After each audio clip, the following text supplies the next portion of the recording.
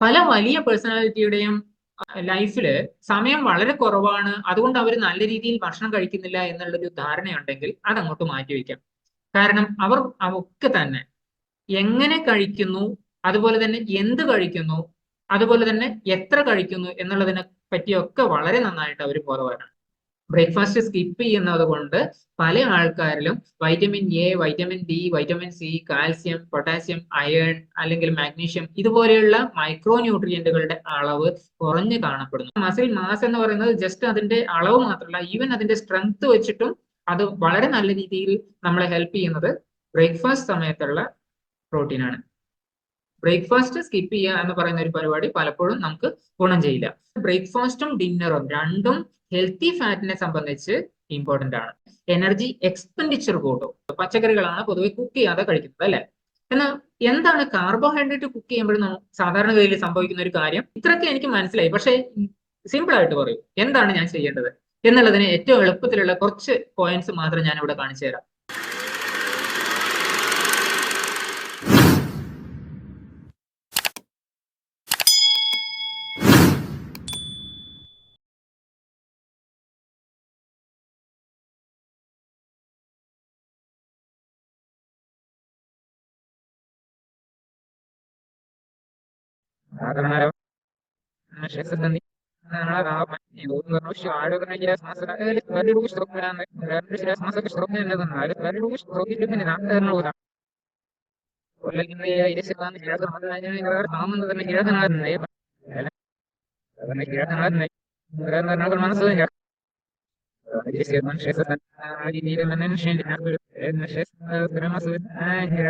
നിങ്ങൾ കഴിക്കുന്ന ഭക്ഷണം എന്താണെന്നുള്ളതിനേക്കാൾ അത്ര തന്നെ ഇമ്പോർട്ടൻസോട് കൂടിയിട്ട് നമ്മൾ അറിയേണ്ട മറ്റൊരു വസ്തുതയുണ്ട്. അതിന്റെ പേരാണ് നിങ്ങൾ എപ്പോഴാണ് കഴിക്കുന്നത്, അതും എങ്ങനെയാണ് കഴിക്കുന്നത് എന്നത്. ഈ രണ്ട് കാര്യങ്ങൾ കൂടി, ഇത് കൂടാതെ പിന്നെയും വരുന്നുണ്ട് ഹൗ മച്ച് യു ഈറ്റ്, നിങ്ങൾ എത്രത്തോളം കഴിക്കുന്നുണ്ട്, ഇങ്ങനെയുള്ള കുറേ വരുന്നുണ്ട്. ബട്ട് അതിൽ ഏറ്റവും ഇമ്പോർട്ടന്റ് ആയിട്ട് what you eat, when you eat and how you eat, ഈ മൂന്ന് കാര്യങ്ങൾ നമുക്കൊന്ന് നോക്കാം. അതിൽ കഴിഞ്ഞ ദിവസം സംസാരിച്ചു തുടങ്ങിയത്, അല്ലെങ്കിൽ ഇടയിൽ വെച്ച് നമുക്ക് പ്രോട്ടീനെ പറ്റി കുറെ കാര്യങ്ങൾ മനസ്സിലാക്കേണ്ടി വരും, അല്ലെ? ആ പ്രോട്ടീന്റെ കുറച്ച് ഡീറ്റെയിൽ ആയിട്ടുള്ള കാര്യങ്ങൾ എന്തൊക്കെയാണ് പ്രോട്ടീൻ എന്ന് പറയുമ്പോൾ നമ്മൾ പ്രധാനമായിട്ട് ഉദ്ദേശിക്കുന്നത് പ്രോട്ടീൻ ക്വാളിറ്റി ഉള്ളതായിരിക്കണം, അതുപോലെ തന്നെ പ്രോട്ടീൻ എപ്പോഴാണ് കഴിക്കുന്നത് എന്നുള്ളത് നമ്മൾ അറിഞ്ഞിരിക്കണം. അതുപോലെ തന്നെ നമ്മുടെ ഒരു ദിവസത്തെ ഭക്ഷണത്തിൽ ഡിസ്ട്രിബ്യൂഷൻ എങ്ങനെയാണ്, പ്രോട്ടീൻ ഡിസ്ട്രിബ്യൂഷൻ എങ്ങനെയാണ് എന്നുള്ളത് കൂടി നമ്മൾ അറിയുന്നത് വളരെ നല്ലതാണ്. ഈ മൂന്ന് കാര്യങ്ങൾ ശരിക്കും പറഞ്ഞു കഴിഞ്ഞാൽ നമ്മൾ ശ്രദ്ധിക്കാറുണ്ടോ? ഇല്ല. നമ്മുടെയൊക്കെ സാധാരണഗതിയിലുള്ള ഒരു പ്രാക്ടീസ് എന്താന്ന് വെച്ച് കഴിഞ്ഞാൽ രാവിലത്തെ സമയം പ്രോട്ടീൻ ഒന്നും അങ്ങനെ നോക്കാൻ സമയമില്ല. അതിന് പകരം നമുക്ക് വൈകുന്നേരം ആണെങ്കിൽ കുറച്ച് സമയം കൂടുതൽ കിട്ടും. അപ്പോൾ മോസ്റ്റ്ലി ഞായറാഴ്ചയൊക്കെ ആണെങ്കിൽ അല്ലെങ്കിൽ ലീവ് ദിവസം ആണെങ്കിൽ ഉച്ചയ്ക്ക് തന്നെ കുറച്ച് പ്രോട്ടീൻ ഇൻടേക്ക് ഒക്കെ ഉണ്ടാവും. അതല്ലെങ്കിൽ പിന്നെ രാത്രിയിലേക്ക് ആ പ്രോട്ടീൻ ഇൻടേക്ക് മാറ്റി വയ്ക്കാറാണ് പതിവ്. എന്നാൽ ബ്രേക്ക്ഫാസ്റ്റ് സമയത്ത് നമ്മൾ പ്രോട്ടീൻ കഴിക്കുകയാണെങ്കിൽ നമ്മുടെ ഓവറോൾ ഹെൽത്തിന് അത് വളരെ കൂടുതലായിട്ട് ഗുണം ചെയ്യും എന്നുള്ള ഒത്തിരി സ്റ്റഡീസ് ഉണ്ട്. അതിൽ തന്നെ കാരണം പ്രോട്ടീൻ നമ്മുടെ എന്താ ഹെഡ് ടു ടോ എന്ന് പറയുന്ന രീതിയിൽ, അല്ലെങ്കിൽ അടിമുതൽ മുടി വരെ കംപ്ലീറ്റ് ആയിട്ട് എല്ലാം പ്രോട്ടീൻ കൊണ്ടുണ്ടെങ്കിൽ, അല്ലെങ്കിൽ ഈ ഒരു അമിനോ ആസിഡിന്റെ കോമ്പിനേഷൻ ആണ് നമ്മളെങ്കിൽ, അമിനോ ആസിഡ് ഇല്ല നമ്മളില്ല. അപ്പൊ ഹെൽത്തി ആയിട്ടുള്ള നമ്മൾ ഉണ്ടായിരിക്കാൻ വേണ്ടിയിട്ട് ഏറ്റവും കൂടുതൽ ആവശ്യമുള്ള ഒന്ന് ഒരു കംപ്ലീറ്റ് പ്രോട്ടീൻ ഗ്രൂപ്പ് ആണെങ്കിൽ അത് പല സ്റ്റഡീസിലും പറയുന്നത് നമ്മുടെ മസിൽ മാസ്, അതുപോലെ തന്നെ ആ മസിൽ മാസ് എന്ന് പറയുന്നത് ജസ്റ്റ് അതിന്റെ അളവ് മാത്രമല്ല, ഈവൻ അതിന്റെ സ്ട്രെങ്ത് വെച്ചിട്ടും അത് വളരെ നല്ല രീതിയിൽ നമ്മളെ ഹെൽപ്പ് ചെയ്യുന്നത് ബ്രേക്ക്ഫാസ്റ്റ് സമയത്തുള്ള പ്രോട്ടീനാണ്. അതുപോലെ തന്നെ മെന്റൽ ഹെൽത്തിന് അല്ലെങ്കിൽ നമ്മുടെ കൂടുതൽ ബെനിഫിഷ്യൽ ആയിരിക്കുന്ന ഒരു സമയം ബ്രേക്ക്ഫാസ്റ്റ് സമയത്ത് പ്രോട്ടീൻ കഴിക്കുമ്പോഴാണ്. അത് സ്റ്റേബിൾ ബ്ലഡ് ഗ്ലൂക്കോസിന് വേണ്ടിയിട്ടും, അതുപോലെ തന്നെ ഇൻസുലിൻ സെക്രീറ്റ് ചെയ്യാൻ വേണ്ടിയിട്ടും, അതുപോലെ തന്നെ ഒരു ഹയർ എനർജി ലെവൽ എപ്പോഴും മെന്റലി ബൂസ്റ്റ് ചെയ്ത് നിലനിർത്താൻ വേണ്ടിയിട്ടും, ഫിസിക്കലി ആക്റ്റീവായി നിലനിർത്താൻ വേണ്ടിയിട്ടും നമ്മളെ ഹെൽപ്പ് ചെയ്യുന്നുണ്ട്.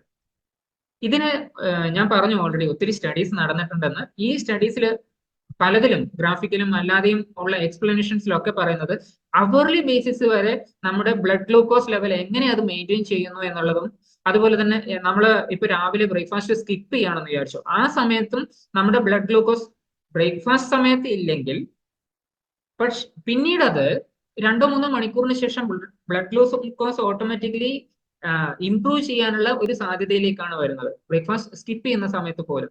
അതാണ് സ്കിപ്പിംഗ് എപ്പോഴും നല്ലതല്ല എന്ന് പറയുന്നത്. നമ്മൾ കൈകൊണ്ട് ചെയ്യുന്ന സ്കിപ്പിംഗ് അല്ല അവിടെ, ബ്രേക്ക്ഫാസ്റ്റ് സ്കിപ്പ് ചെയ്യുക എന്ന് പറയുന്ന ഒരു പരിപാടി പലപ്പോഴും നമുക്ക് ഗുണം ചെയ്യില്ല. അതിന് ഈ ഒരു എനർജി ബാലൻസുമായിട്ട് എങ്ങനെ ഇത് മെയിൻറ്റെയിൻ ചെയ്ത് വെക്കാൻ പറ്റുന്നത്, നമ്മുടെ പെർഫോമൻസ് എനർജി ലെവൽ ഹൈ ഉണ്ടാവുന്ന സമയത്ത് എന്താണ്, ഒന്ന് ബ്രെയിൻ ആക്റ്റീവ് ആയിരിക്കും, അതിന്റെ ഒന്നിച്ച് തന്നെ നമ്മുടെ പെർഫോമൻസും അലേർട്ട്നെസ്സും നന്നായിരിക്കും. Physical performance and mental performance, better mood and productivity. അതുപോലെ തന്നെ നമുക്ക് ഭക്ഷണം കഴിച്ചു എന്നുള്ള ഒരു സംതൃപ്തിയുടെ അനുഭവം നമുക്ക് തരുന്നതും, അതുപോലെ തന്നെ നമ്മൾ അതുകൊണ്ട് തന്നെ കൂടുതലായിട്ട് ഭക്ഷണം കഴിക്കാതെ അല്ലെങ്കിൽ കലോറി ഇൻടേക്ക് നമ്മുടെ കൺട്രോളിൽ ഇരിക്കും എന്നുള്ളൊരു വസ്തുതയും കൂടി ഇവിടെ നമുക്ക് പോസിറ്റീവായിട്ട് കാണാൻ പറ്റും.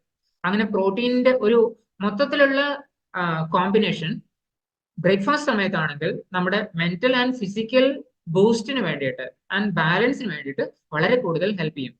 അതിൽ തന്നെ ഒന്നുകൂടി പറഞ്ഞു കഴിഞ്ഞാൽ പ്ലാന്റ് പ്രോട്ടീൻ, ഞാൻ പലപ്പോഴും സെഷനിലൊക്കെ പറയാറുണ്ട് പ്ലാന്റ് പ്രോട്ടീൻ ആണ് കൂടുതൽ ഉചിതമായതെന്ന്. അതിൽ തന്നെ ആ ഒരു സോയാബീൻ പ്രോട്ടീൻ ആണ് പൊതുവെ നമ്മൾ നോക്കുമ്പോൾ ഒരു കംപ്ലീറ്റ് പ്രോട്ടീൻ എന്ന് പറയാൻ പറ്റുന്നത്. കംപ്ലീറ്റ് പ്രോട്ടീൻ എന്ന് പറയുമ്പോൾ എസെൻഷ്യൽ അമിനോ ആസിഡും കണ്ടീഷണലി എസെൻഷ്യൽ ആയിട്ടുള്ള അമിനോ ആസിഡ്സും അതുപോലെ തന്നെ ഈവൻ നോൺ എസെൻഷ്യൽ ആയിട്ടുള്ള അമിനോ ആസിഡ്സും ഒരു കോമ്പിനേഷനിൽ വരുമ്പോഴാണ് അതൊരു കംപ്ലീറ്റ് പ്രോട്ടീൻ ആവുക.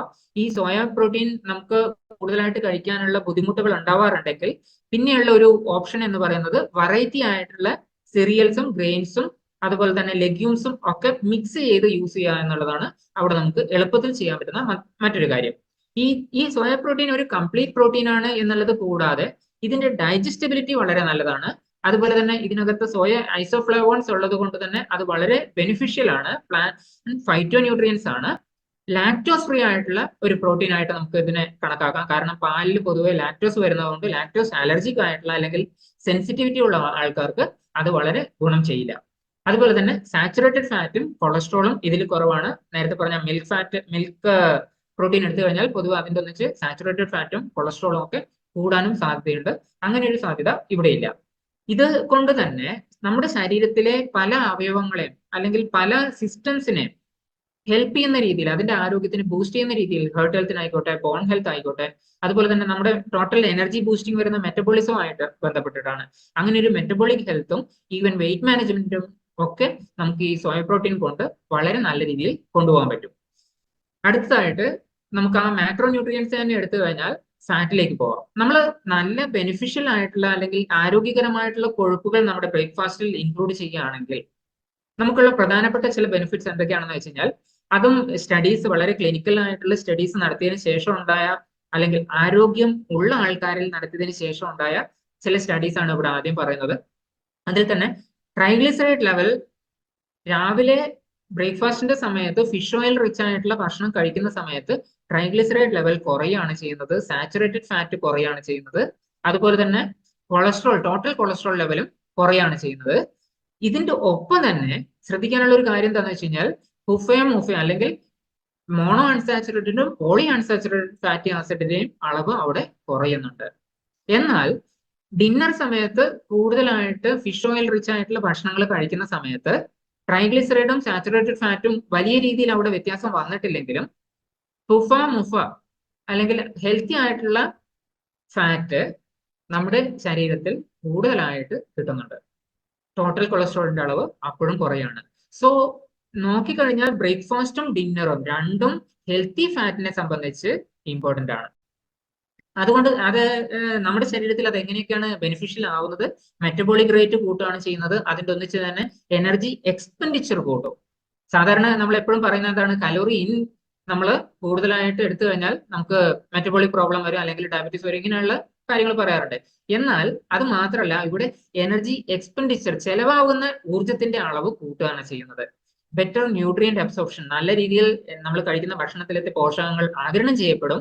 ബൈൽ പ്രൊഡക്ഷൻ കൂടും. ബൈൽ പ്രൊഡക്ഷൻ കൂടുമ്പോൾ എന്താണ് സംഭവിക്കുന്നത് എന്ന് വെച്ച് കഴിഞ്ഞാൽ നമ്മുടെ ശരീരത്തിലെ ഫാറ്റ് മെറ്റബോളിസം, കൊഴുപ്പിന്റെ മെറ്റബോളിസം അല്ലെങ്കിൽ ഉപാപചയ പ്രവർത്തനം വളരെ നല്ല രീതിയിലാവും.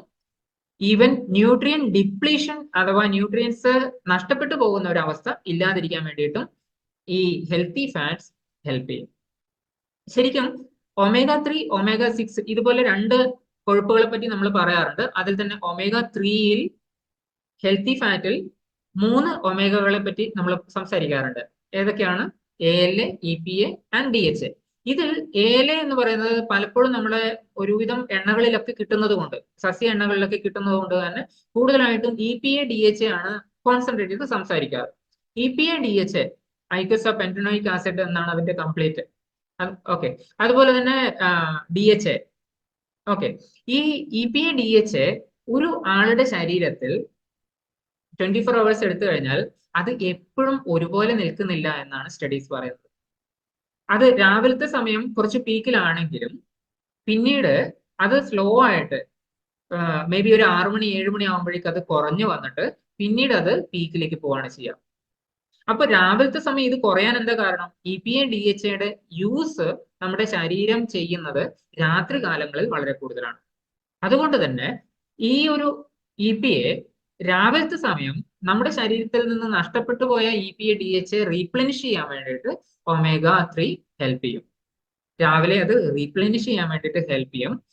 എന്നാൽ അതുപോലെ തന്നെ ഈവനിങ് സമയത്തോ അത് പെട്ടെന്ന് താഴേക്ക് പോവാതിരിക്കാൻ വേണ്ടിയിട്ടും ഈ ഒരു ഒമേഗ അല്ലെങ്കിൽ ഫിഷ് ഓയിൽ റിലേറ്റഡ് ആയിട്ടുള്ള സപ്ലിമെന്റ്സോ ഈവൻ ഫിഷ് ഓയിൽ തന്നെയോ നമ്മളെ ഒത്തിരി ഹെൽപ്പ് ചെയ്യുന്നുണ്ടാവും. ഓക്കെ.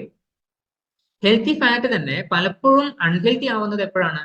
അതിന്റെ റീഹീറ്റിങ്ങും അതുപോലെ തന്നെ റിഫൈനിങ് പ്രോസസ്സും കൂടുതലാവുന്ന സമയത്താണ്. ഈ റീഹീറ്റിംഗ് അൺഹീറ്റിംഗ് അത് ശരിക്കും പറഞ്ഞു കഴിഞ്ഞാൽ പലപ്പോഴും അത് ഇപ്പോ പപ്പടം കാഴ്ച എണ്ണ എടുത്തിട്ട് നമ്മൾ വേറെ എന്തെങ്കിലും ഉണ്ടാക്കുക, അല്ലെങ്കിൽ പല രീതിയിൽ അത് എങ്ങനെ വേണമെങ്കിലും പറയാം. അതല്ലെങ്കിൽ നമ്മൾ ഇങ്ങനെയുള്ള സ്ഥലങ്ങളിൽ പോയി ഭക്ഷണം വാങ്ങിച്ചു കഴിക്കുന്നതും ബുദ്ധിമുട്ടുണ്ടാക്കാം. അത് ടോക്സിൻസിന് കൂടുതൽ ചാൻസ് കൊടുക്കും. റിഫൈനിങ് പ്രോസസ് ഇൻഫ്ലമേഷൻസ് കൂട്ടുകയാണ് ചെയ്യുന്നത് ശരീരത്തിൽ. കാരണം അതിനകത്തുള്ള ഫൈബറും മറ്റ് ന്യൂട്രിയന്റും കണ്ടന്റുകളെ റിമൂവ് ചെയ്യുകയാണ് ചെയ്യുന്നത്. അതുപോലെ തന്നെ ഹിഡൻ ഫാറ്റ്സിനെ പറ്റി കഴിഞ്ഞ സെഷനിൽ വളരെ ഡീറ്റെയിൽ ആയിട്ട് പറഞ്ഞിരുന്നതാണ്. ഹിഡൻ ഫാറ്റ്സ് നമ്മൾ ഉണ്ടെന്ന് അറിഞ്ഞു കഴിഞ്ഞാലേ നമുക്ക് അതിനെ റിമൂവ് ചെയ്യാൻ പറ്റൂ. ഹിഡൻ ഷുഗറും ഉണ്ടെന്ന് അറിഞ്ഞു കഴിഞ്ഞാലേ നമുക്ക് അതിനെ, അല്ലെങ്കിൽ അത്തരം ഫുഡിനെ പറ്റി നമ്മൾ കോൺഷ്യസ് ആയിരിക്കും, അല്ലെ? അങ്ങനെ ഒരു ബോധപൂർവമായിട്ടുള്ള കാര്യങ്ങൾ നമ്മൾ ചെയ്യുമ്പോൾ ഒന്ന് അഡീഷണൽ ആയിട്ട് നമുക്ക് ഇവിടെ ചെയ്യാൻ പറ്റുന്ന എന്താണ്? കുക്കിംഗ് ഓയിൽസ് റൊട്ടേറ്റ് ചെയ്യാം. ഒരേ തരത്തിലുള്ള ഓയിൽ മാത്രം ഉപയോഗിക്കുന്നതിന് പകരം പലതരത്തിലുള്ള ഓയിലുകൾ, അതൊരു പക്ഷേ ഒരു ദിവസം തന്നെ നമുക്ക് പല രീതിയിൽ യൂസ് ചെയ്യാം. അതല്ലെങ്കിൽ ഒരു ലിറ്ററിന്റെ ഓയിൽ പാക്കറ്റ് തീർന്നു കഴിഞ്ഞാൽ വേറൊരു ടൈപ്പ് ഓഫ് ഓയിൽ വാങ്ങിച്ചു കൊണ്ടുവരാം. ഓക്കെ. ഇങ്ങനെ നമുക്ക് കുക്കിംഗ് ഓയിൽ റൊട്ടേറ്റ് ചെയ്യാൻ പറ്റും. അടുത്ത മാക്രോ ന്യൂട്രിയന്റ് എന്താണ്? കാർബോഹൈഡ്രേറ്റ്, അല്ലെ? കാർബോഹൈഡ്രേറ്റ് പൊതുവെ നമ്മൾ പറയാറുണ്ട് എപ്പോഴൊക്കെ കാർബോഹൈഡ്രേറ്റ് കൂടുതൽ കഴിക്കുന്നോ അപ്പോഴൊക്കെ ബ്ലഡ് ഷുഗർ കൂടും എന്ന്, അല്ലെ? ബ്ലഡ് ഗ്ലൂക്കോസ് ലെവൽ കൂടാനുള്ള 2-3 പ്രധാനപ്പെട്ട കാര്യങ്ങൾ മുമ്പ് സംസാരിക്കാറുണ്ട്. ഗ്ലൈസമിക് ഇൻഡെക്സും ഗ്ലൈസമിക് ലോഡും.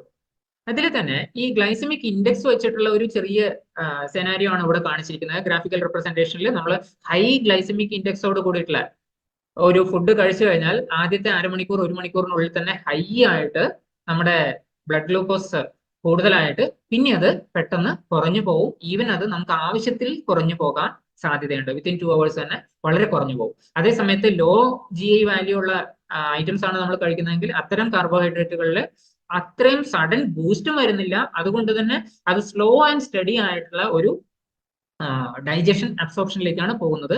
ബ്ലഡ് ഗ്ലൂക്കോസ് എപ്പോഴും മെയിൻറ്റെയിൻ ചെയ്ത് കൊണ്ടുപോകാൻ വേണ്ടിയിട്ട് ശരീരത്തിന് സാധിക്കുകയും ചെയ്യും. ഇതിൽ ഇപ്പൊ ഒരു ഉദാഹരണം പറഞ്ഞു കഴിഞ്ഞാൽ നമ്മുടെ പച്ചരി, അല്ലെ? പച്ചരി കൊണ്ടുള്ള സാധനങ്ങൾ നമ്മൾ വളരെ ഹെൽത്തി ആയിട്ട് അല്ലെങ്കിൽ വളരെ ഇഷ്ടത്തോട് കൂടിയിട്ട് നമ്മൾ കഴിക്കുന്ന സമയത്ത് അത് ശരീരത്തിനെ സംബന്ധിച്ച് വളരെ ഹെൽത്തി ആവണം എന്നില്ല, ശരീരത്തിന് അത് ഇഷ്ടപ്പെടണം എന്നില്ല. അതേ സമയത്ത് നമ്മൾ ഈ ഒരു ഭക്ഷണം പൂർണ്ണമായിട്ട് ഒഴിവാക്കണം എന്നാണോ ഞാൻ പറഞ്ഞതിന്റെ അർത്ഥം? അല്ല. അതിനെ പറ്റിയിട്ട് നമുക്ക് ലാസ്റ്റിലേക്ക് ഒന്ന് ഡീറ്റെയിൽ ആയിട്ട് കാണാൻ പറ്റും. ഓക്കെ.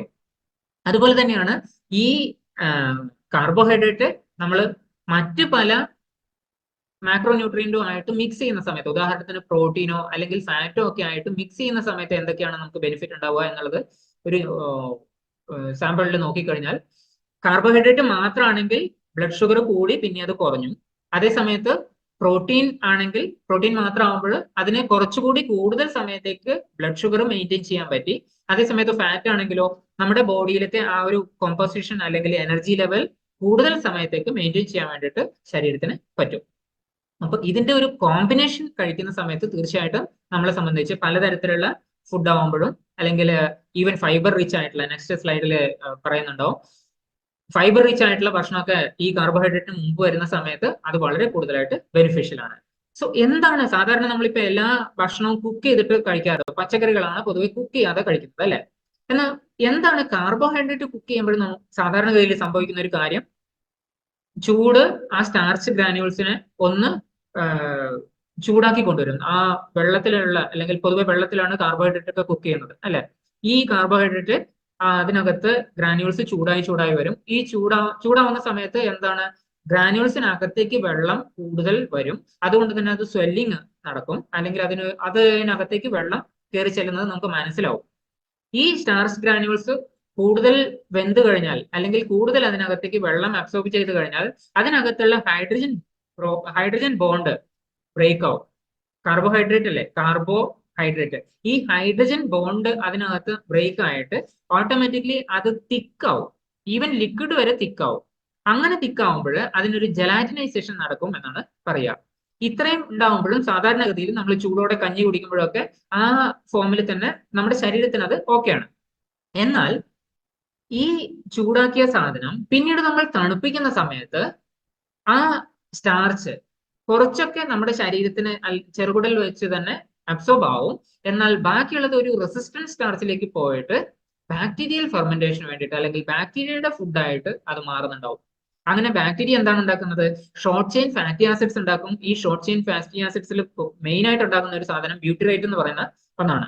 ഈ ബ്യൂട്ടിറേറ്റിന്റെ പ്രധാനപ്പെട്ട ഫംഗ്ഷൻ എന്താണെന്ന് അറിയോ, നമ്മുടെ ബ്രെയിൻ ഹെൽത്തിനെ സഹായിക്കുക, അല്ലെങ്കിൽ അത് ഉണ്ടാക്കുന്ന ആ ബ്യൂട്ടിറേറ്റ് ഇഷ്ടപ്പെടുന്ന ചില ബാക്ടീരിയകൾ ഉണ്ടാക്കുന്ന ഈവൻ അതിന്റെ പ്രൊഡക്റ്റ് ബാക്ടീരിയയുടെ പ്രൊഡക്റ്റ് പോലും നമ്മുടെ ബ്രെയിൻ ഹെൽത്തിന് വളരെ എഫക്റ്റീവ് ആയിട്ട് മാറുന്നതാണ്. ഓക്കെ, ശരി. ഈ ഒരു ഫോമിന് പറയുന്നത് റെസിസ്റ്റൻസ് സ്റ്റാർച്ച് ഫോർമേഷൻ എന്നാണ്.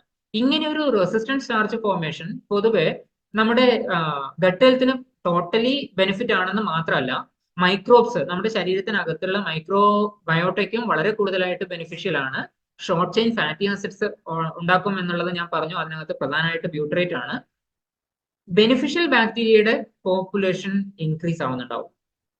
അതുപോലെ തന്നെ നമ്മുടെ പാൻക്രിയാസ് ഉൽപ്പാദിപ്പിക്കുന്ന ഇൻസുലിൻ ചില സമയത്തൊക്കെ ശരീരം ഡിറ്റക്ട് ചെയ്യാത്തൊരു അവസ്ഥയുണ്ട്. ഇൻസുലിൻ റെസിസ്റ്റൻസ് എന്ന് വേണമെങ്കിൽ പറയാം, അല്ലെങ്കിൽ പുവർ ഇൻസുലിൻ സെൻസിറ്റിവിറ്റി. ഈ ഒരു കാര്യം നമുക്ക് അവിടെ മറികടക്കാൻ പറ്റും. ഇൻസുലിൻ സെൻസിറ്റിവിറ്റി നല്ലതായിട്ട് മാറുന്നുണ്ടാവും. ഇവിടെ അഡീഷണൽ ആയിട്ട് നമുക്ക് പറയാനുള്ള ഒരു കാര്യം എന്താണെന്ന് വെച്ച് കഴിഞ്ഞാൽ, കാർബോഹൈഡ്രേറ്റിൽ പെടുന്ന മറ്റൊരു ഐറ്റം ആണ് ഫൈബർ. ഈ ഫൈബർ റിച്ച് ഡയറ്റ് ആണെങ്കിൽ അത് പൊതുവെ ചെയ്യുന്നത് നമ്മുടെ ശരീരത്തിനകത്തേക്കുള്ള കാർബോഹൈഡ്രേറ്റ് അല്ലെങ്കിൽ ഷുഗറിന്റെ അബ്സോർപ്ഷൻ അത് സ്ലോ ഡൗൺ ചെയ്യാണ് ചെയ്യുന്നത്. ഇങ്ങനെ സ്ലോ ഡൗൺ ചെയ്യുന്ന സമയത്ത് കൂടുതൽ സമയം ഡൈജഷന് വേണ്ടിയിട്ട് കിട്ടുന്നുണ്ടാവും, സസ്റ്റൈനബിൾ എനർജി കിട്ടുന്നുണ്ടാവും. കൂടുതൽ നേരത്തേക്ക് ഒരേപോലുള്ള എനർജി മെയിൻറ്റെയിൻ ചെയ്യാൻ പറ്റുന്നുണ്ടാവും. Digestion process നന്നാവുന്നുണ്ടാവും. അതുപോലെ തന്നെ ഗാസ്ട്രിക് എംപ്റ്റിങ്, നമ്മുടെ മീൻസ് വേസ്റ്റ് മെറ്റീരിയൽസ് പെട്ടെന്ന് തന്നെ പുറത്തേക്ക് പോകാത്തത് കൊണ്ട് വയറ് ഒരു ഫുൾ ആയ പോലെ ഉണ്ടാവും. റെഡ്യൂസ് ഫാറ്റിക്, നമുക്ക് എനർജി ലോസ് പൊതുവെ ഉണ്ടാവില്ല. അല്ലെങ്കിൽ പല സ്ഥലത്തും, ശരീരത്തിന്റെ പല സ്ഥലത്തും അറിയാതെ തന്നെയുള്ള, അല്ലെങ്കിൽ റീസൺ അറിയാതെയുള്ള ഒരു തരം വേദന മുതലാണ് ഈ ഫാറ്റിക്നെസ് ഒക്കെ കൂടുന്നത്. Okay, benefits of fibre early in the morning. നമ്മൾ ബ്രേക്ക്ഫാസ്റ്റിന്റെ കൂടെ തന്നെ ഫൈബർ കൂടി കഴിക്കുമ്പോൾ അതിനൊരു പ്രധാനപ്പെട്ട ഗുണം എന്താണെന്ന് വെച്ച് കഴിഞ്ഞാൽ, നമ്മുടെ സെക്കൻഡ് മീൽ, ബ്രേക്ക്ഫാസ്റ്റ് കഴിഞ്ഞ് കഴിഞ്ഞാൽ സെക്കൻഡ് മീൽ എന്താ, പൊതുവെ ലഞ്ച് അല്ലെ. ഈ സെക്കൻഡ് മീലിന് നമുക്ക് ഒരുപാട് കഴിക്കണം എന്നുള്ളൊരു തോന്നലുണ്ടാവില്ല. ഭക്ഷണം ഒരുപാട് കഴിച്ചില്ലെങ്കിൽ നമുക്ക് വിശപ്പ് മതിയാവുമോ, അല്ലെങ്കിൽ നമുക്ക് വേണ്ടത്ര ന്യൂട്രീഷൻ കിട്ടുമോ എന്ന് ചോദിച്ചു കഴിഞ്ഞാൽ തീർച്ചയായിട്ടും കിട്ടും. നമുക്ക് പല ആൾക്കാർക്കും ഇന്നിപ്പോ അണ്ടർ ന്യൂട്രീഷൻ, അല്ലെങ്കിൽ ന്യൂട്രീഷണൽ കുറവ് കൊണ്ടല്ല എന്നുള്ള ബുദ്ധിമുട്ടുകൾ, ഓവർ ന്യൂട്രീഷൻ അല്ലെങ്കിൽ മാൽ ന്യൂട്രീഷന്റെ വേറൊരു സ്റ്റേജ് ആണ് പൊതുവെ ഇവിടെ പറയാൻ പറ്റുന്നത്. ഓക്കെ, അതുപോലെ തന്നെ സാറ്റൈറ്റി, അല്ലെങ്കിൽ നമുക്ക് സംതൃപ്തിയുടെ ഒരു വികാരം, അല്ലെങ്കിൽ അങ്ങനെ ഒരു അനുഭവം ഉണ്ടാവുന്ന സമയത്ത് എന്താണ്, നമുക്ക് തന്നെ അറിയാം എന്ത് കഴിക്കണം, എത്ര കഴിക്കണം. ഇതില്ലാത്ത സമയത്താണ് പലപ്പോഴും നമ്മൾ വേണ്ടാത്ത പലതും കഴിച്ചു പോകുന്നത്. ഓക്കെ, സാധാരണ അങ്ങനെ ഒരു ബ്രേക്ക്ഫാസ്റ്റ് സ്കിപ്പ് ചെയ്യുക എന്ന് പറയുന്നത് ചെയ്യേണ്ട ഒരു കാര്യമാണോ? Nutritional health and nutritional examination survey പറയുന്നത് 2001 മുതൽ 2008 വരെയുള്ള കാലയളവിൽ ഒരുപാട് മുതിർന്ന ആൾക്കാരിൽ നടത്തിയ ഒരു സർവേയുടെ റിസൾട്ടാണ് ഈ പറയുന്നത്. ബ്രേക്ക്ഫാസ്റ്റ് കഴിച്ചിരുന്ന ആൾക്കാരിൽ റിലേറ്റീവ്ലി കൂടിയ ലെവലിലുള്ള മൈക്രോ ന്യൂട്രിയന്റിന്റെ അവൈലബിലിറ്റി ഉണ്ടായിരുന്നു. ബ്രേക്ക്ഫാസ്റ്റ് സ്കിപ്പ് ചെയ്യുന്നത് കൊണ്ട് പല ആൾക്കാരിലും vitamin A, vitamin D, vitamin C, calcium, potassium, iron അല്ലെങ്കിൽ മാഗ്നീഷ്യം ഇതുപോലെയുള്ള മൈക്രോ ന്യൂട്രിയന്റുകളുടെ അളവ് കുറഞ്ഞു കാണപ്പെടുന്നു. ഇത്തരം മൈക്രോ ന്യൂട്രിയന്റുകൾക്ക് ഒത്തിരി നമ്മുടെ ശരീരത്തിൽ ഫങ്ഷൻസ് ഉണ്ടെന്ന് കഴിഞ്ഞ ദിവസം ഞാൻ സംസാരിച്ചതാണ്, ഓർക്കുന്നുണ്ടാവും.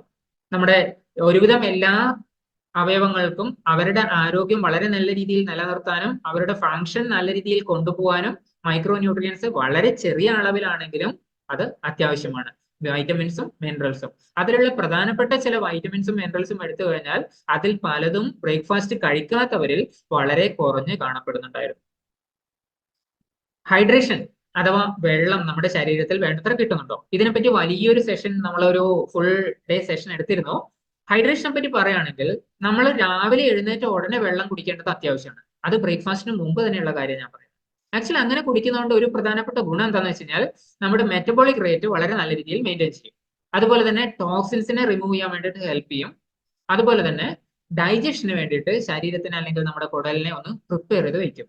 അപ്പൊ എങ്ങനെയാണ് നമ്മൾ വെള്ളം കുടിക്കേണ്ടത് അല്ലെങ്കിൽ എപ്പോഴാണ് കുടിക്കേണ്ടത് നോക്കിക്കഴിഞ്ഞാൽ റൂം ടെമ്പറേച്ചറിലുള്ള വെള്ളം നമുക്ക് 30 മിനിറ്റ് ഭക്ഷണത്തിന് മുമ്പും അതുപോലെ തന്നെ 1 മണിക്കൂർ കഴിഞ്ഞിട്ട്, ഭക്ഷണം കഴിച്ച് 1 മണിക്കൂർ കഴിഞ്ഞിട്ടും വെള്ളം ഉപയോഗിക്കാം. രാവിലെ ഏർലി മോർണിംഗ് ഉള്ള വെള്ളം കൂടാതെ പൊതുവെ ഭക്ഷണമായിട്ട് ബന്ധപ്പെട്ടിട്ട് നോക്കുമ്പോൾ ഈ ഒരു കാര്യം ആണ് എപ്പോഴും നല്ലത്. എന്നാൽ ഒപ്പം തന്നെ ഒരു പ്രധാനപ്പെട്ട കാര്യം പറയുന്നത് എന്താണെന്ന് വെച്ച് കഴിഞ്ഞാൽ പലപ്പോഴും രാവിലെ ഭക്ഷണം കഴിച്ചു 10 മണി 11 മണി ആകുമ്പോഴേക്കും വീണ്ടും എന്തെങ്കിലും കഴിക്കണം എന്നുള്ളൊരു ടെൻഡൻസി വരുമ്പോൾ ഒരല്പം വെള്ളം കുടിച്ചു നോക്കൂ.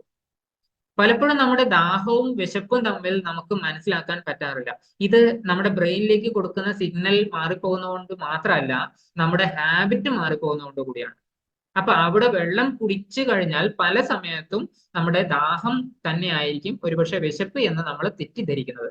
അങ്ങനെ ഒരു കാരണം കൊണ്ട് നമ്മുടെ ശരീരത്തിൽ കൂടുതൽ ഭക്ഷണം ചെല്ലാനും മറ്റ് മെറ്റബോളിക് അതുപോലെ തന്നെ മറ്റ് ഭക്ഷണം മാക്രോ ന്യൂട്രിയന്റ് കൂടിയത് കൊണ്ടുള്ള പ്രശ്നങ്ങൾ ഉണ്ടാവാനും സാധ്യത കൂടുതലാണ്. വറുത്തതും പൊരിച്ചതും ഒക്കെ പലപ്പോഴും ചെറുകടികൾ എന്നുള്ള രീതിയിൽ കഴിക്കാൻ തുടങ്ങുന്നതൊക്കെ ആ ഒരു വിശപ്പിന്റെ കാരണം കൊണ്ടാണെങ്കിൽ ഒരുപക്ഷെ ഏറ്റവും നല്ലതായിരിക്കും ഒരു ഗ്ലാസ് വെള്ളം കൊണ്ട് ആ വിശപ്പ് ശമിക്കുന്നുണ്ടോ അല്ലെങ്കിൽ ദാഹം മാത്രമായിരുന്നു എന്ന് മനസ്സിലാക്കുന്നത്.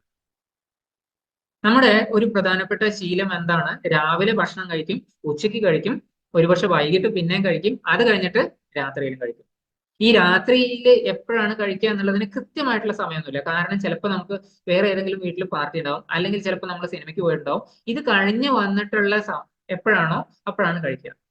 ജസ്റ്റ് ഒന്ന് ചിന്തിച്ച് നോക്കൂ. നമ്മൾ ഈ ടൈം റെസ്ട്രിക്റ്റഡ് ഈറ്റിംഗ് എന്ന് പറയുന്നത് നമ്മൾ സമയം വെച്ച് കഴിക്കണം എന്നുള്ളതല്ല. പക്ഷേ ഈ ഒരു 6 മണി മുതൽ 6 മണി വരെയുള്ള പാറ്റേൺ അവിടെ കൊടുക്കാൻ എന്താ കാരണം? സൂര്യൻ ഉദിക്കുന്നത് 6 മണി, സൂര്യൻ അസ്തമിക്കുന്ന 6 മണി എന്നുള്ളൊരു പാറ്റേൺ മാത്രം ശ്രദ്ധിച്ചാൽ മതി. ഇങ്ങനെ ഒരു പാറ്റേണിലേക്കാണ് നമ്മൾ പോകുന്നതെങ്കിൽ തീർച്ചയായിട്ടും നമ്മളെ സംബന്ധിച്ച് വളരെ ബെനിഫിഷ്യൽ ആവുന്നത് എങ്ങനെയാണ്?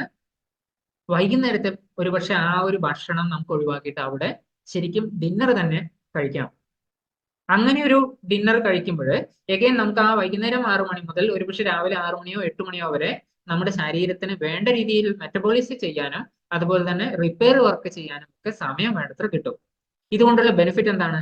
ഇൻഫ്ലമേഷൻസ് കുറയും, ബോഡി വെയിറ്റ് കുറയും, അതുപോലെ തന്നെ ഇൻസുലിൻ റെസിസ്റ്റൻസ് കുറയും, ഓക്സിഡേറ്റീവ് സ്ട്രെസ് കുറയും.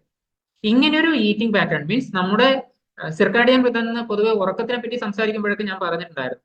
ഈ സിർക്കാഡിയൻ റിതത്തിന് ഒപ്പം തന്നെ നമ്മുടെ ശരീരത്തിലേക്ക് ഡൈജഷൻ സിസ്റ്റത്തിനെ കൂടി ഒന്ന് കൊണ്ടുവന്നു കഴിഞ്ഞാൽ അത് ശരീരത്തിനെ സംബന്ധിച്ച് വളരെ ബെനിഫിഷ്യൽ ആണ്. അപ്പൊ എന്തുകൊണ്ടാണ് ശരിക്കും ഈ ഒരു ഹെൽത്തി അല്ലെങ്കിൽ ന്യൂട്രീഷ്യസ് ആയിട്ടുള്ള ഫുഡ് ഏറ്റവും കൂടുതൽ നമുക്ക് ആപ്റ്റ് ചെയ്യുന്നത് രാവിലെ തന്നെ എന്ന് പറയാനുള്ള പ്രധാനപ്പെട്ട ചില കാരണങ്ങൾ? ഡയറ്റ് ഇൻഡ്യൂസ്ഡ് തെർമോജെനിസിസ് എന്ന് പറയും. നമ്മുടെ ഭക്ഷണം കൊണ്ട് തന്നെ ഭക്ഷണത്തിന് എനർജിയിലേക്ക് കൺവേർട്ട് ചെയ്യാൻ വേണ്ടിയിട്ട് ശരീരം ഉപയോഗിക്കുന്ന എനർജി, അതാണ് ഡയറ്റ് ഇൻഡ്യൂസ്ഡ് തെർമോജെനിസിസ്. ഇത് കൂടുതലായിട്ടുള്ളത് എന്തിനൊക്കെയാണ്? കാർബോഹൈഡ്രേറ്റ് മേ ബി ഒരു 5 to 10 ആണെങ്കിൽ, അതുപോലെ കൊഴുപ്പിൻ്റെത് ഒരു 10 to 20% ആണെങ്കിൽ, ഏറ്റവും കൂടുതൽ ഊർജം ഉപാപചയത്തിന് വേണ്ടി ആവശ്യമുള്ളത് പ്രോട്ടീനാണ്.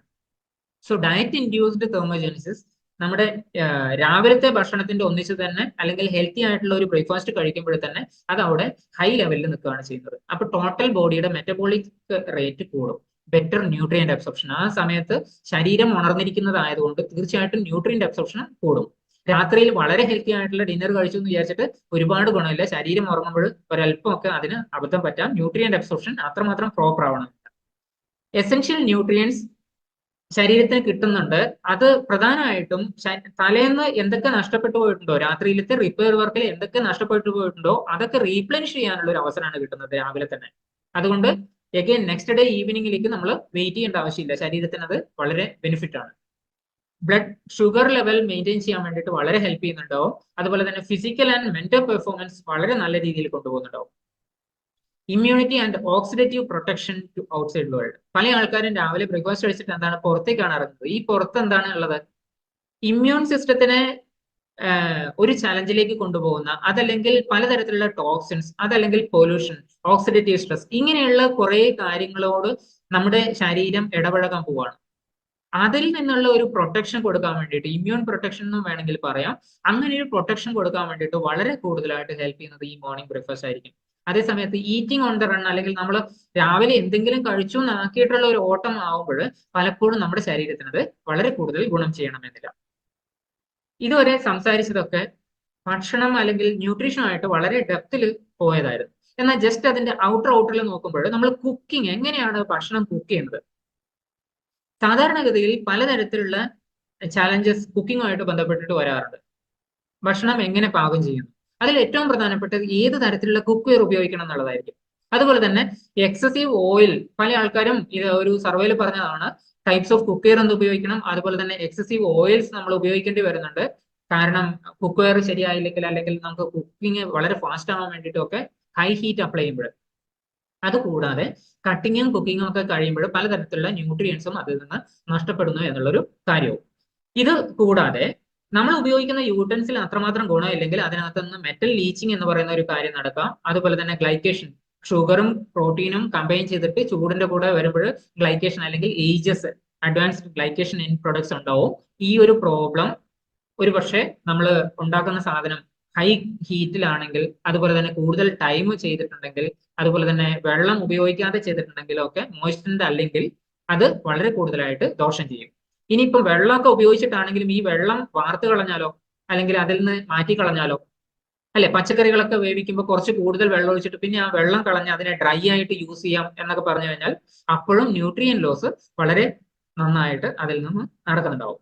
അപ്പൊ ഇങ്ങനെയുള്ള സമയത്തൊക്കെ നമുക്ക് കുറവ് ഓയിൽ ഉപയോഗിച്ചിട്ട്, അതുപോലെ തന്നെ ചെറിയ ഫ്ലെയിമില് മോയ്സ്ചറിന്റെ ആൻഡ് ഈവൻ കുക്കിംഗ്, മോയ്സ്ചറിന്റെ എന്ന് പറയുന്നത് ഒരുപക്ഷെ അല്പം എണ്ണ ഉപയോഗിച്ചിട്ടോ അല്ലെങ്കിൽ വെള്ളം ഉപയോഗിച്ചിട്ടോ മോയ്സ്ചറോട് കൂടിയിട്ട് തന്നെ, അത് ക്ലോസ്ഡ് കുക്കിംഗ് ആണ് പൊതുവെ അതിന് നല്ലത്. അടച്ചു വെച്ച് കുക്ക് ചെയ്യുന്ന സമയത്ത് വളരെ ബെനിഫിഷ്യൽ ആണ്. ഈവൻ കുക്കിംഗ് വളരെ ലോ ഫ്ലെയിമിൽ ചെയ്യുമ്പോഴൊക്കെ ഈവൻ കുക്കിംഗ് പോസിബിൾ ആണ്. അതല്ലെങ്കിൽ മൾട്ടി ലെയർ ആയിട്ടുള്ള സ്റ്റീൽ കൊണ്ടുള്ള മെറ്റീരിയലൊക്കെ നമുക്ക് അതിന് യൂസ് ചെയ്യാൻ പറ്റും. സോ ഇങ്ങനെയൊക്കെ നല്ല രീതിയിൽ പ്രിപ്പയർ ചെയ്ത് കഴിഞ്ഞാൽ പിന്നെ ആവശ്യമുള്ള ഒരു പ്രധാനപ്പെട്ട കാര്യമാണ് മൈൻഡ്ഫുൾ ഈറ്റിംഗ്, അല്ലെങ്കിൽ നമ്മൾക്ക് ഭക്ഷണമായിട്ടുള്ള ഒരു നല്ല റിലേഷൻഷിപ്പ്. അത് എത്രത്തോളം ബെനിഫിഷ്യൽ ആണ് എന്ന് നമുക്ക് അറിയാൻ പറ്റുക ആ ഭക്ഷണം എത്രത്തോളം നമുക്ക് സംതൃപ്തി തന്നു എന്നുള്ളത് മനസ്സിലാക്കുമ്പോഴായിരിക്കും. പല വലിയ പേഴ്സണാലിറ്റിയുടെയും അവരുടെ ഭക്ഷണ പാറ്റേൺ നോക്കിക്കഴിഞ്ഞാൽ അത് പൊതുവെ ഏറ്റവും നല്ല രീതിയിലായിരിക്കും. എല്ലാ തിരക്ക് പിടിച്ച ആൾക്കാരാണ്, അല്ലെങ്കിൽ അവരുടെ ലൈഫില് സമയം വളരെ കുറവാണ്, അതുകൊണ്ട് അവർ നല്ല രീതിയിൽ ഭക്ഷണം കഴിക്കുന്നില്ല എന്നുള്ളൊരു ധാരണയുണ്ടെങ്കിൽ അതങ്ങോട്ട് മാറ്റിവെക്കാം. കാരണം അവർ ഒക്കെ തന്നെ എങ്ങനെ കഴിക്കുന്നു, അതുപോലെ തന്നെ എന്ത് കഴിക്കുന്നു, അതുപോലെ തന്നെ എത്ര കഴിക്കുന്നു എന്നുള്ളതിനെ പറ്റിയൊക്കെ വളരെ നന്നായിട്ട് അവർ ബോധവാനാണ്. എപ്പോഴാണ് അവർ ഭക്ഷണം കഴിക്കുന്നതെന്ന് അവർക്ക് തീർച്ചയായിട്ടും ഒരു ചിട്ടയുണ്ടാവും. അതിൻ്റെ ഒന്നിച്ച് തന്നെ എങ്ങനെയാണ് പല ഡിസ്ട്രാക്ഷൻസും അവർ അതിൽ നിന്ന് മാറ്റിവെക്കും. ഭക്ഷണമാണെങ്കിൽ ആ മേശപ്പുറത്ത് മൊബൈലോ അല്ലെങ്കിൽ അതുപോലെയുള്ള ഐറ്റംസോ പൂർണ്ണമായിട്ടും മാറ്റിവെച്ചിട്ടായിരിക്കും പൊതുവെ അവരുടെ ഭക്ഷണ രീതികൾ.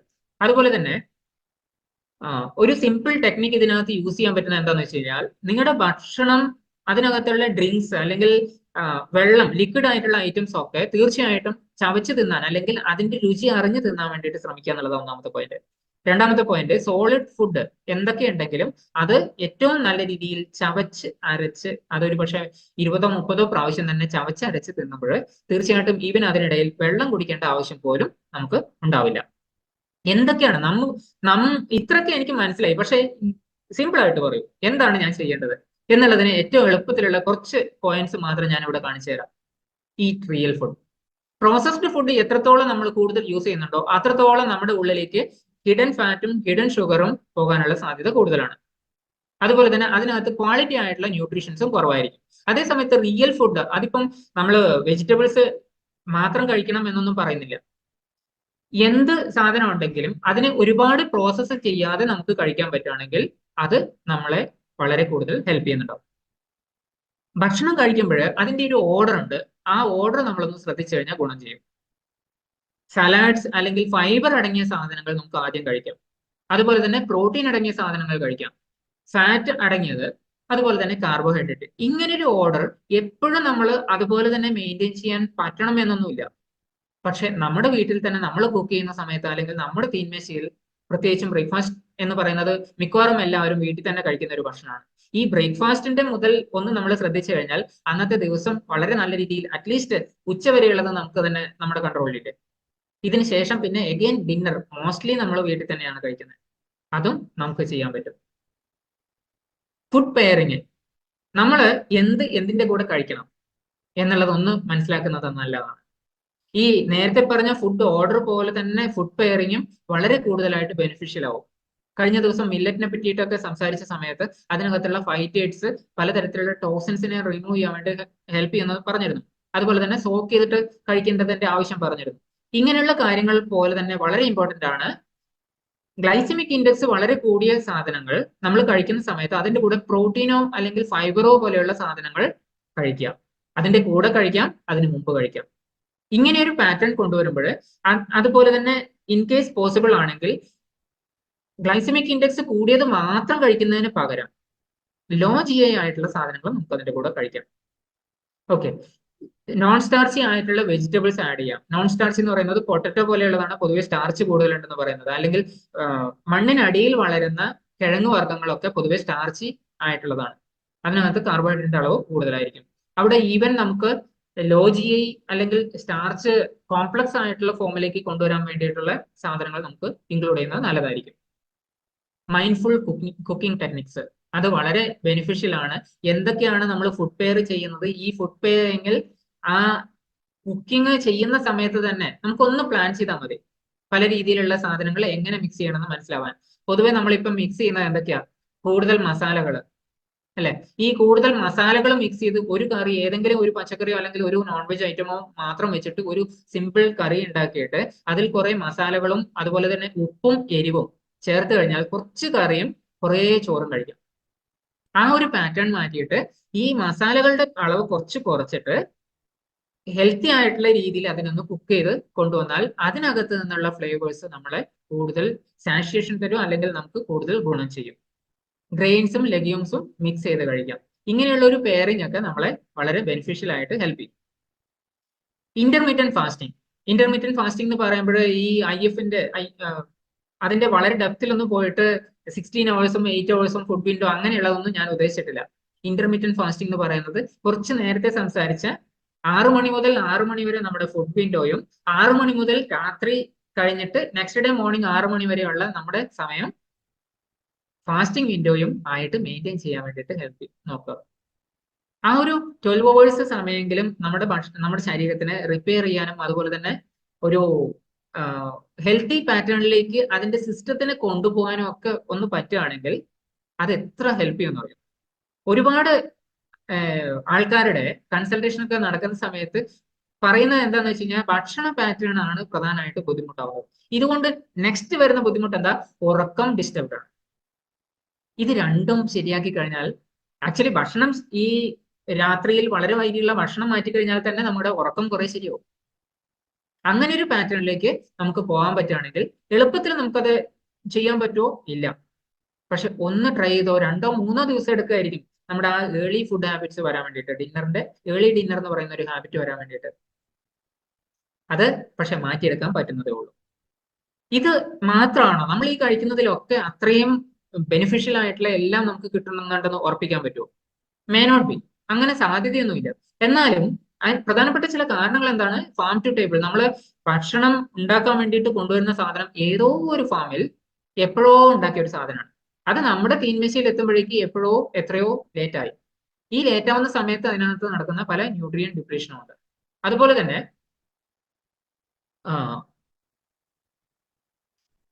അതുപോലെ തന്നെ സോയിൽ ഡിപ്ലീഷൻ എന്ന് പറയുന്ന ഒരു കാര്യം. സോയിൽ ഡിപ്ലീഷൻ എന്ന് പറഞ്ഞു കഴിഞ്ഞാൽ എന്താണ്, നമ്മുടെ ശരീരത്തിനകത്ത് നമ്മുടെ ഭൂമിയിലത്തെ ന്യൂട്രീഷന്റെ ഡിപ്ലീഷൻ നടന്നുകൊണ്ടിരിക്കുന്നുണ്ട്. ഈ ഡിപ്ലീഷനെ നമുക്കൊന്ന് ഒഴിവാക്കാൻ വേണ്ടിയിട്ടും അഡീഷണൽ ആയിട്ട് എന്തെങ്കിലും ചെയ്യേണ്ടി വരും. അതിപ്പോൾ നല്ല രീതിയിലുള്ള അല്ലെങ്കിൽ നൈട്രജൻ അടങ്ങിയ പല കെമിക്കൽസും ഒക്കെ യൂസ് ചെയ്യുന്നുണ്ട്, ജൈവവളങ്ങൾ ഉപയോഗിക്കുന്നുണ്ട്, ഇങ്ങനെയുള്ള കാര്യങ്ങളൊക്കെ ചെയ്യുന്നുണ്ട്. Still it may give A gap. Pesticides വളരെ കൂടുതലാണ് ഉപയോഗിക്കുന്നത്. ഇത് ടോക്സിൻസിന്റെ എഫക്റ്റ് ആണ് ശരീരത്തിൽ കൊടുക്കുന്നത്. അതുപോലെ തന്നെ പലതരത്തിലുള്ള അഡൾട്രേഷൻസ് നടക്കുന്നുണ്ട്. അതുപോലെ തന്നെ നോൺ GMO ആയിട്ടുള്ള സാധനങ്ങൾ അല്ലെങ്കിൽ ജനറ്റിക്കലി മോഡിഫൈഡ് അല്ലാത്ത സാധനങ്ങളാണ് പലതും നമ്മളിപ്പോൾ ഉപയോഗിക്കുന്നത്. ഈ ജനറ്റിക്കലി മോഡിഫൈഡ് എന്ന് പറയുമ്പോൾ ശരീരത്തിന് അത് എപ്പോഴും യോജിച്ചതാവണമെന്ന് ചോദിച്ചു കഴിഞ്ഞാൽ തീർച്ചയൊന്നുമില്ല, സാധ്യതയുണ്ട്. എന്നാൽ അത് ഈ ജനറ്റിക് മോഡിഫിക്കേഷൻ എന്തുകൊണ്ടാണ് വന്നത്? നമ്മുടെ ശരീരത്തിന് ആവശ്യമുണ്ടെന്ന് പറഞ്ഞിട്ടില്ല. ഇന്ത്യയിലെ പോപ്പുലേഷൻ കൂടി വരുന്നതിനനുസരിച്ച് അല്ലെങ്കിൽ ലോകത്ത് തന്നെ അത്രയും കൂടുതൽ ജനങ്ങൾ വന്നപ്പോൾ ഇവർക്കൊക്കെ വേണ്ടിയിട്ട് കൾട്ടിവേഷൻ നടക്കാത്തത് കൊണ്ടാണ് കൂടുതലായിട്ട് ജനറ്റിക് മോഡിഫിക്കേഷൻസ് ഒക്കെ വന്നത്. അല്ലെങ്കിൽ ചെറിയ സ്ഥലത്ത് പെട്ടെന്ന് ഉണ്ടാവുന്ന ആപ്പിളുകൾ അല്ലെങ്കിൽ സപ്പോർട്ടുകൾ ഇങ്ങനെയുള്ള ജനറ്റിക്കലി മോഡിഫൈഡ് ആണ്. ജനറ്റിക് മോഡിഫിക്കേഷൻ എന്നാണ് അതിന്റെ. ഓക്കെ, അതുപോലെ തന്നെ ക്ലിയർ ആയില്ലേ? ഓക്കെ, അതുപോലെ തന്നെ പ്രിസർവേറ്റീവ്സ് കൂടുതലായിട്ട് യൂസ് വരുന്നുണ്ടെങ്കിൽ അതും നമ്മുടെ ശരീരത്തിന്, ഒരുപക്ഷെ പ്രോസസ്ഡ് ഫുഡിലാണ് ഇതൊക്കെ വളരെ കൂടുന്നുണ്ടാവുക. ഓക്കെ, സോ ഇവിടെ നമുക്ക് ചെയ്യാൻ പറ്റുന്ന ഒരേ ഒരു കാര്യം എന്താണെന്ന് വെച്ച് കഴിഞ്ഞാൽ ഫിൽ ദ ന്യൂട്രീഷൻ ഗ്യാപ്പ്. നമുക്ക് തോന്നുന്നുണ്ട് നമ്മുടെ മൈക്രോ ന്യൂട്രിയന്റ് ഇൻടേക്ക് ഇന്നത്തെ ബ്രേക്ക്ഫാസ്റ്റിൽ അല്ലെങ്കിൽ ഇന്ന് രാവിലെ മുതൽ വൈകുന്നേരം വരെ ഉള്ളതിൽ കുറവായിരുന്നു എന്ന് ഉറപ്പുണ്ടെങ്കിൽ തീർച്ചയായിട്ടും നെക്സ്റ്റ് ഡേ മോർണിംഗ് എങ്കിലും ഒരു multi vitamin multi mineral tablet use ചെയ്യാം. അതുപോലെ തന്നെ പ്രോട്ടീൻ ആയിക്കോട്ടെ അല്ലെങ്കിൽ എസെൻഷ്യൽ ഫാറ്റിൽ ഒമേഗ ആയിക്കോട്ടെ, ഇങ്ങനെയുള്ള സപ്ലിമെന്റേഷൻ തീർച്ചയായിട്ടും നമ്മുടെ ആ ഒരു ന്യൂട്രീഷൻ ഗ്യാപ്പിനെ ബ്രിഡ്ജ് ചെയ്യാൻ വേണ്ടിയിട്ട് മാത്രമേ ഹെൽപ്പ് ചെയ്യുള്ളൂ. അതിന് കഴിഞ്ഞ ദിവസം ഞാൻ സൂചിപ്പിച്ചിട്ടുണ്ടായിരുന്നു, നാച്ചുറൽ ഓർഗാനിക് ആയിട്ടുള്ള നല്ല സപ്ലിമെന്റ്സ് മാത്രം യൂസ് ചെയ്യുന്നതായിരിക്കും തീർച്ചയായിട്ടും ശരീരത്തിന് ആവശ്യം. അതിൽ പല ആൾക്കാരും അവരുടെ ജീവിത രീതിയിൽ ഇങ്ങനെ ഒരു പാറ്റേൺ കൊണ്ടുവന്നിട്ട് ഈവൻ ഫുഡ് പാറ്റേൺ, രാവിലത്തെ ഭക്ഷണം തന്നെ വളരെ ഹെൽത്തി ആയിട്ട് കൊണ്ടുപോകുന്ന ഒരു പാറ്റേണിലേക്കൊക്കെ കൊണ്ടുവരുന്നുണ്ട്. എന്ന് വെച്ച് കഴിഞ്ഞാൽ ഇറ്റ്സ് പോസിബിൾ. ഞാൻ ജസ്റ്റ് ഈ ഒരു ഫുഡ് പ്ലേറ്റ് കാണിച്ചതിന്റെ അർത്ഥം ഇത്രേ ഉള്ളൂ, ഇത് നിങ്ങൾക്കും പോസിബിൾ ആണ്. അതിനകത്ത് കളേഴ്സും അല്ലെങ്കിൽ വെറൈറ്റി ആയിട്ടുള്ള ഫുഡ് പാറ്റേണും നിങ്ങൾക്ക് കാണാൻ പറ്റും. സോ ഇങ്ങനെയൊരു പ്രോസസ്സിലേക്ക് നമ്മൾ പോകുന്നുണ്ടെങ്കിൽ നമ്മുടെ ശരീരത്തിനെ സംബന്ധിച്ച് ആൻഡ് നമ്മുടെ ഫാമിലിയെ സംബന്ധിച്ച് നമ്മുടെ നെക്സ്റ്റ് ജനറേഷനെ സംബന്ധിച്ച് ഇത് വളരെ ഹെൽത്തി ആയിട്ടുള്ള ഒരു അഡാപ്റ്റ് ചെയ്യാൻ പറ്റുന്ന മെത്തേഡിലേക്ക് നമുക്ക് കൊണ്ടുപോകാൻ പറ്റും. ബട്ട് ആർക്കാണ് അതിന്റെ കീ അല്ലെങ്കിൽ അതിന്റെ കൺട്രോൾ ആരുടെ കയ്യിലുള്ളത്? നമ്മൾ ഒരാളാണ്. അവിടുന്നാണ് ഈ ഒരു അവയർനെസിന്റെ മെയിൻ പർപ്പസ് തന്നെ അതാണ്. നമ്മളാണ് ഇതിന്റെ ഉത്തരവാദി, അല്ലെങ്കിൽ നമുക്കാണ് ഈ ഒരു കുതിരയുടെ കഴിഞ്ഞാൽ നമ്മുടെ കയ്യിലാണ് ഉള്ളത് എന്ന് ബോധ്യപ്പെടുകയും അതിനനുസരിച്ച് നമ്മൾ തന്നെ ഇതിനെ ഡൈവേർട്ട് ചെയ്ത് കൊണ്ടുപോവുകയും വേണം.